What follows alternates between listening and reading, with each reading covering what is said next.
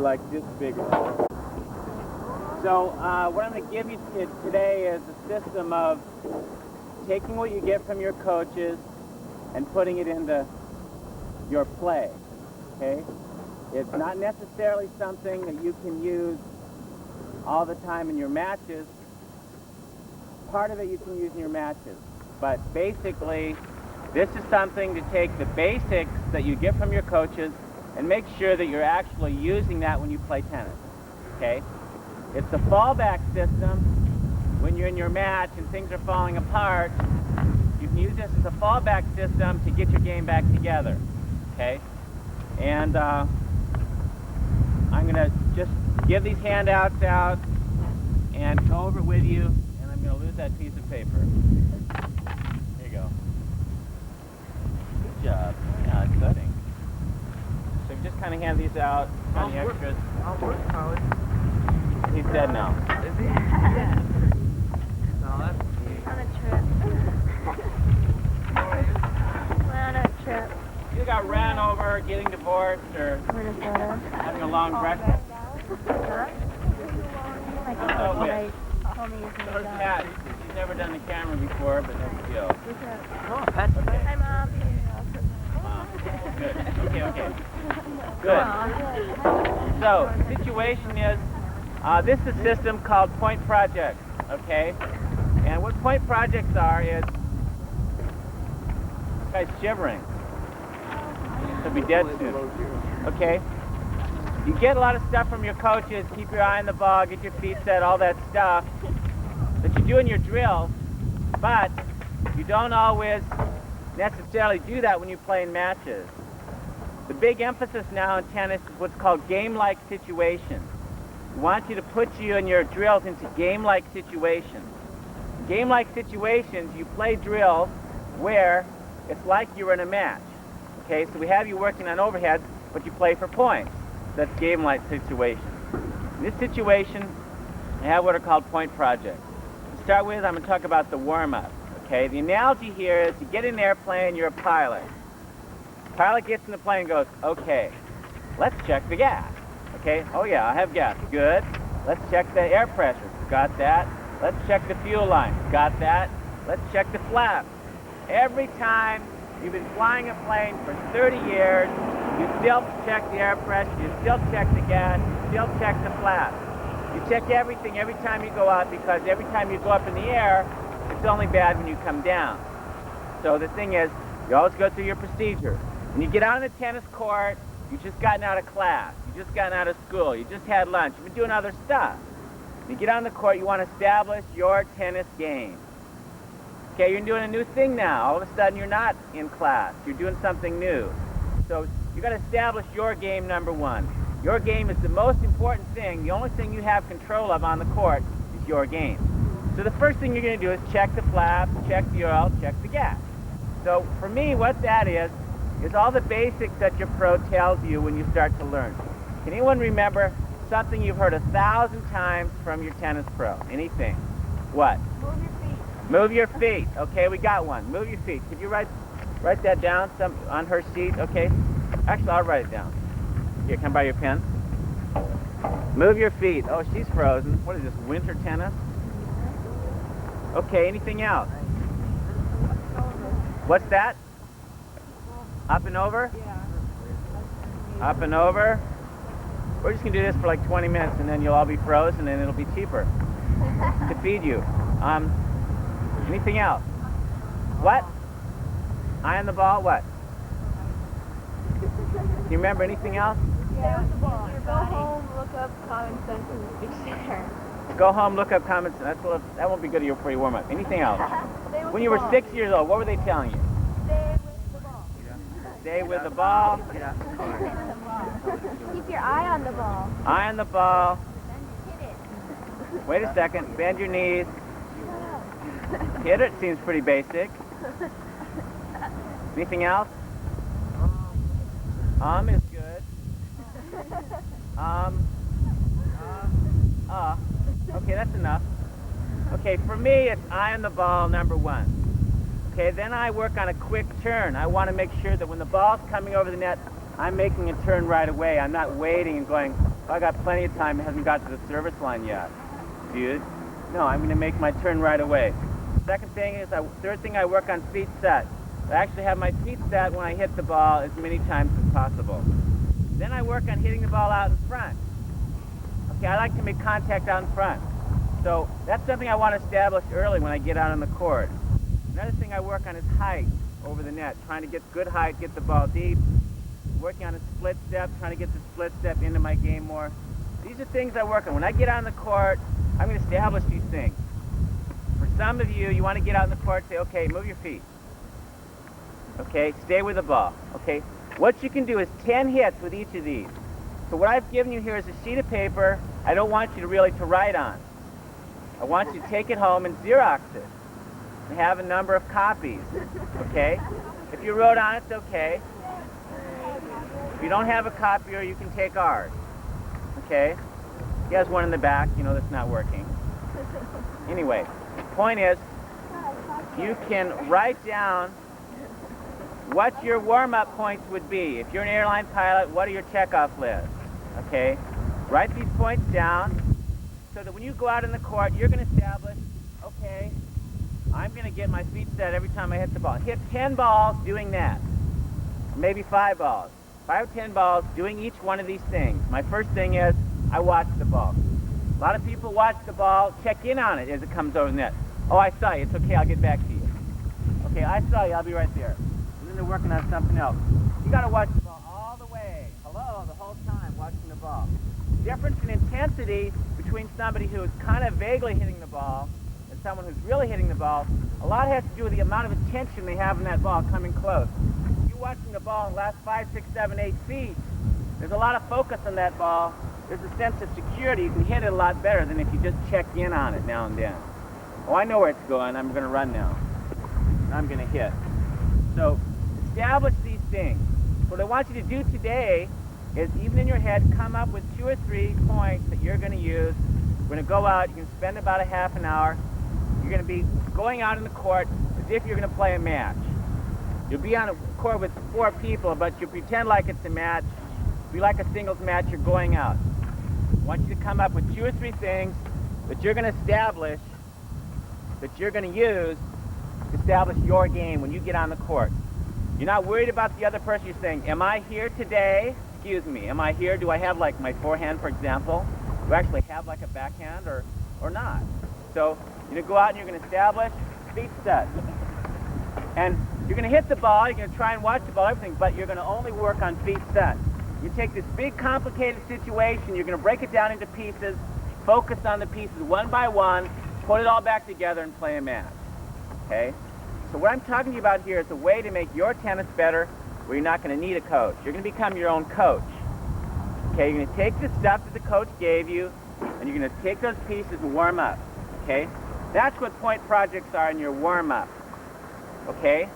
That's warm-up. The second thing is, when you've got something that the coach has told you to do, or that you're working on, or that you want to do, take the ball on the rise, shorter backswing on your serve, anything that you kind of got a feeling like, hey, maybe I should be developing this, okay? Play matches, play points, not worrying about the points, but worrying about that point project.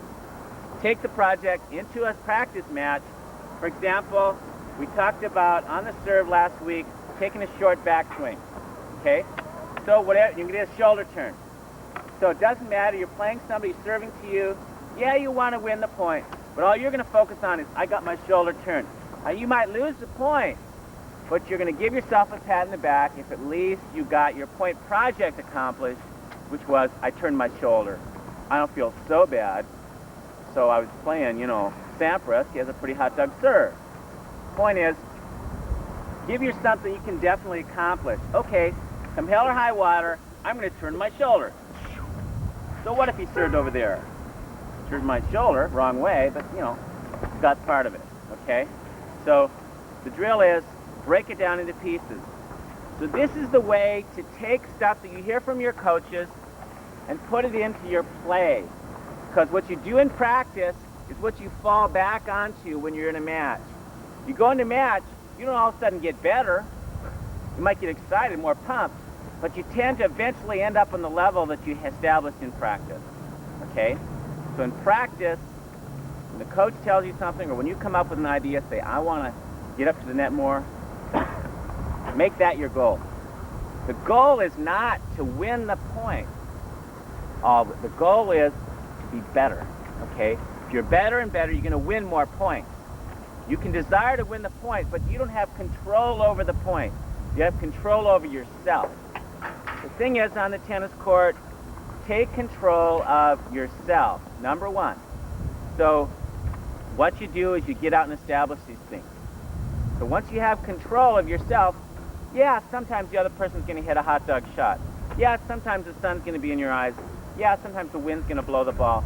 You don't have control of those variables, but you do have control of you, okay? You can't walk out on the court and guarantee that you're going to win every point, but you can walk out on the court and make your best effort that you're going to watch the ball all the way through the point and not start watching something else, okay?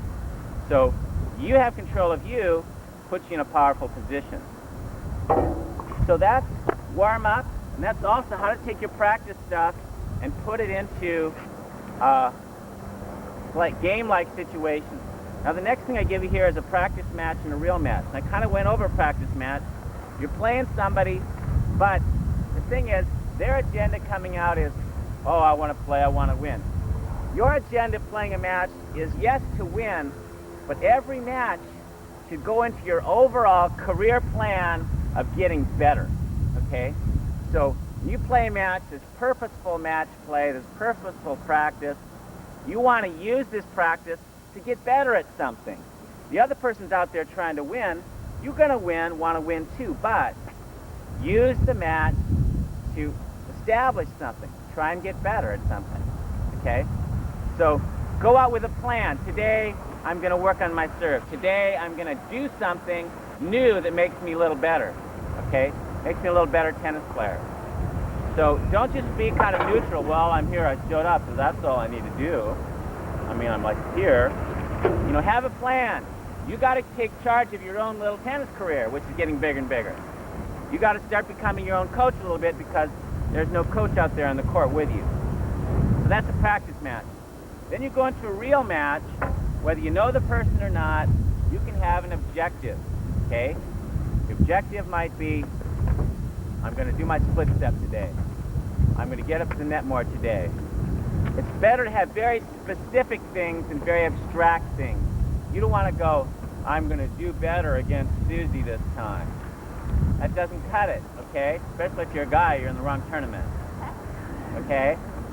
Not supposed to be playing that tournament, even if you got the nice skirt. The point is, we want you to have specific things that are measurable. Little things, not big things. Not, oh, I'm going to win my serve every time. That isn't it. It's, I'm going to get my serve deeper in the court this time. I'm going to serve to the backhand consistently this time. Specific things that mean you have a plan. When you go on the court, you don't want to have abstract stuff floating around your head.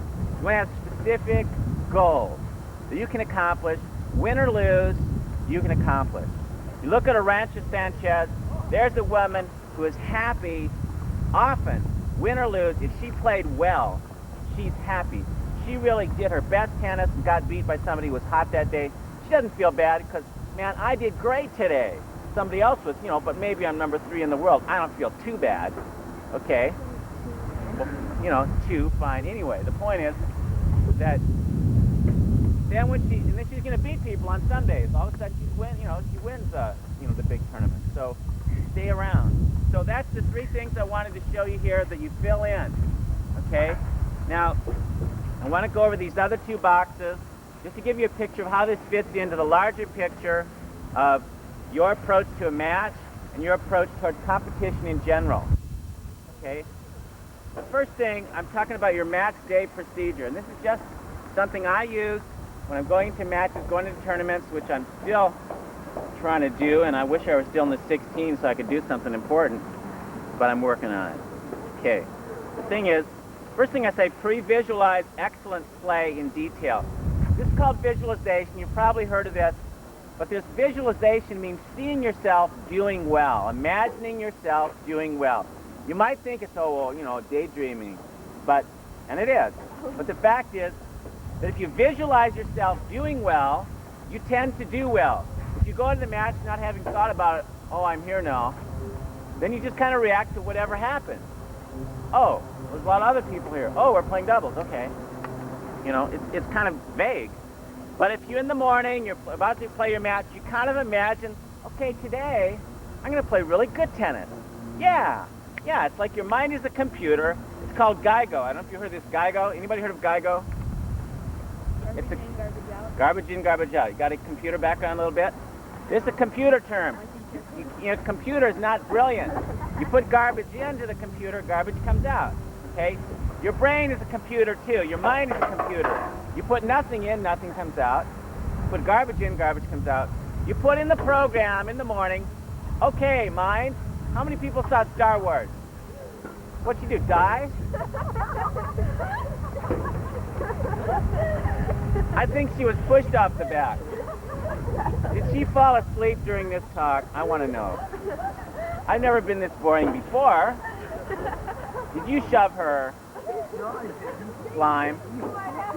Get up. Anyway. Garbage fell off. No? Garbage up, garbage off. No. Anyway, smashing. That was depressing. Well, she hit.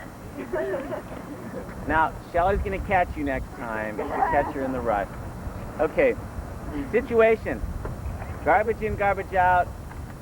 Your mind is like a computer. You can actually program it. In the morning, you get up and say, how many people saw Star Wars?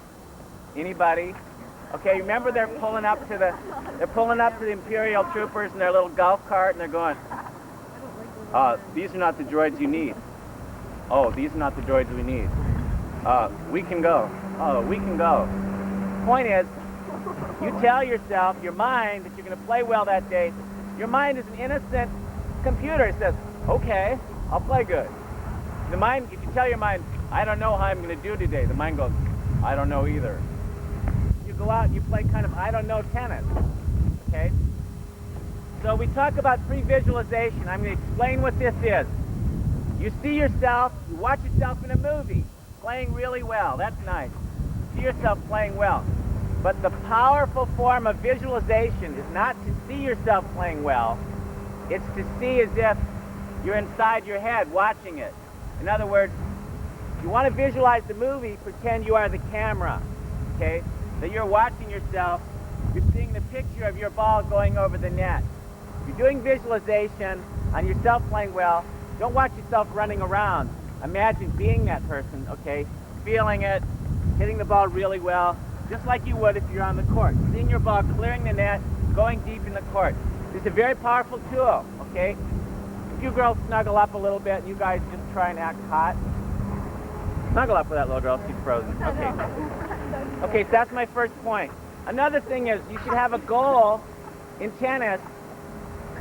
Got 5 minutes. You should have a goal in tennis, not just that you're going to win, but that you're going to have fun. Okay? It's not just about winning. Winning is important. But the point is that you just got to remember there's that saying, tennis is a game. I feel the fantastic people on the top in the pros are people who are still having fun and playing tennis and really kicking out there and having a roaring time, even though there's $1 million on the line. Okay, they're professional, but what you love about them is they're still playing this crazy game, running around in shorts, with all those people watching them, waving a stick around, trying to hit a little fuzzy ball, when, there's all this money on the line. It's a game, okay? The fact is, some people want to win to feel good, to enjoy, okay? My theory is you feel good to win, okay? The more you can enjoy yourself on the court, the more likelihood that you're going to have playfulness and fun and be creative and win this match. So I say, enjoy to win.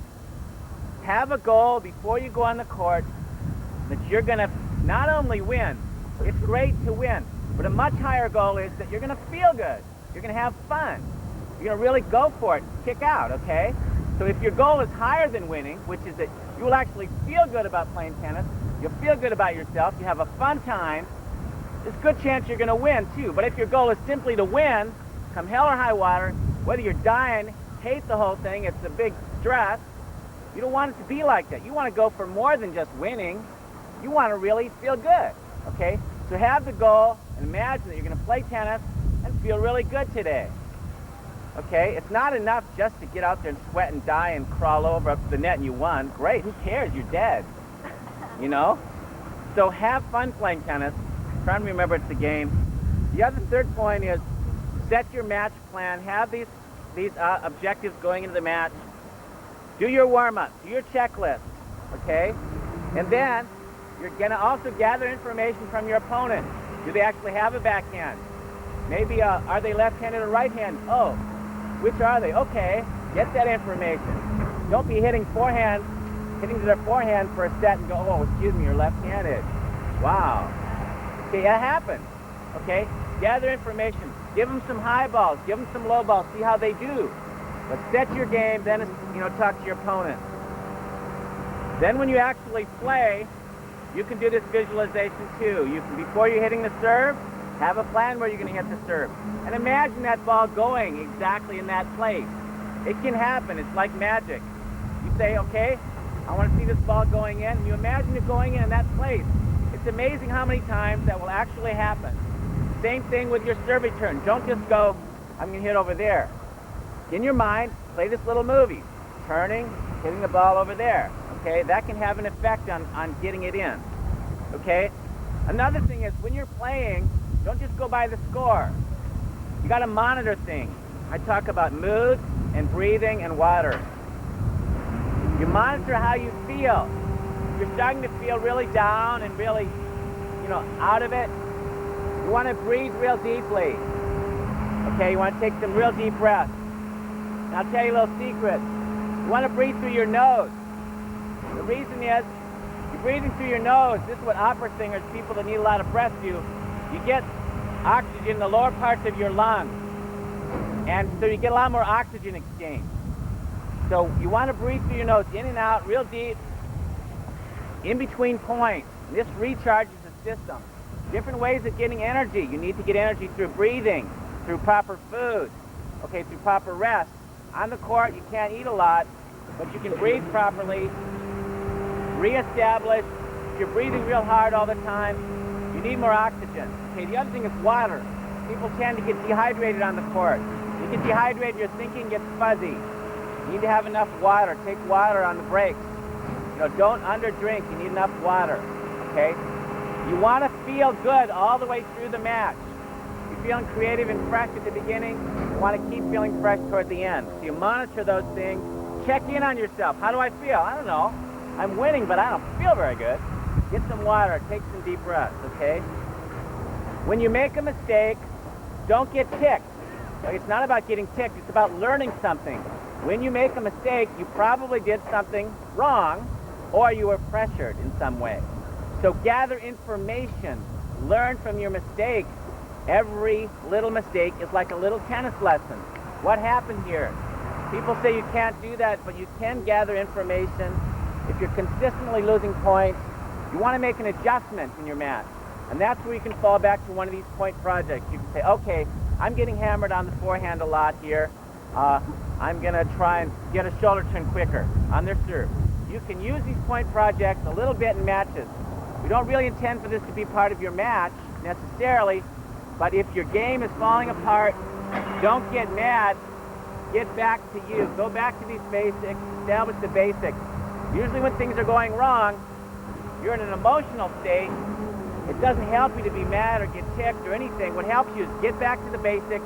At least you can accomplish getting a shoulder turn.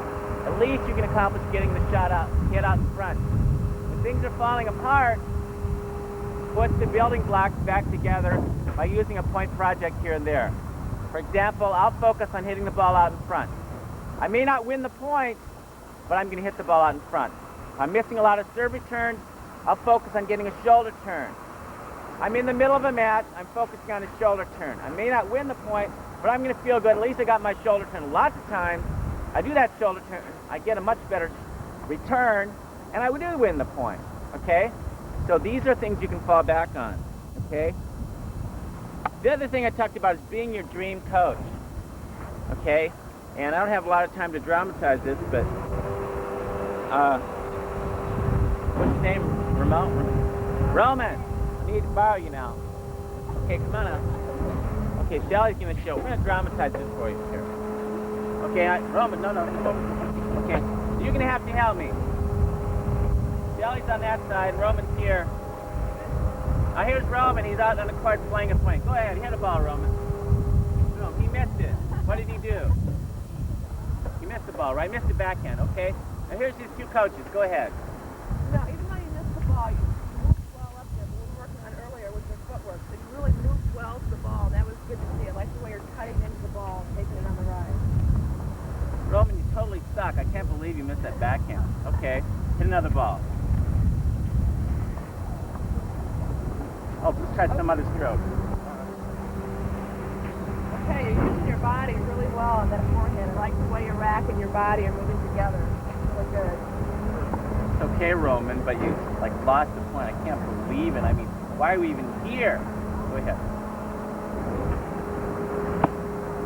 Okay, I like the way you closed the net on that shot. Yeah, nice forcing approach shot. You moved it well. You know, even though you missed the volley, you closed the net well, and that looked good. God, Roman, you have no volley. It's unbelievable. Okay, thanks. Okay, which coach do you want? Me? No, just because I look like your coach. It's cheaper, yeah. The point is, now come back out, Roman. Okay, here's the coach you get when you're on the court.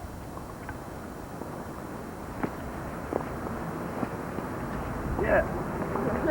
Good job. There is no coach, okay? There's no Shelly, there's no Paul, okay? But which person are we tending to see when you're out there?